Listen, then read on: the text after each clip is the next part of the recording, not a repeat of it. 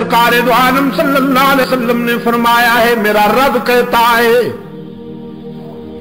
جب کوئی بوڑھا گناہگار میرے در پہ روتا ہوا آئے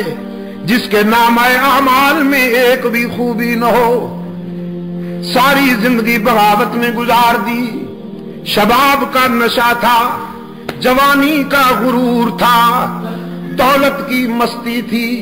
برادری اور پارٹی کی ترنگ تھی، رگوں میں گرم گرم خون کی روانی تھی، بغاوت میں زندگی گزار دی۔ لیکن اب زندگی کی شام ہو گئی، آنکھوں سے بینائی چلی گئی، کان سے سماعت چلی گئی، زبان لڑکھڑانے لگی، دماغ شل ہو گیا، کمر جھک گئی، ہاتھوں پاؤں میں لرزہ طاری ہو گیا، بالوں میں سفیدی اتر آئی، بیماریوں نے یلغار کر دی، معدہ کچھ ہضم نہیں کرتا،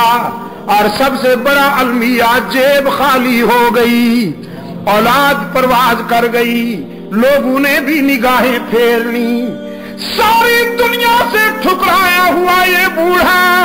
نشان عبرت بن کر اللہ کے در پہ آتا ہے اور خالی ہاتھ آتا ہے، اللہ کے حضور آ کر اشک بہاتا ہے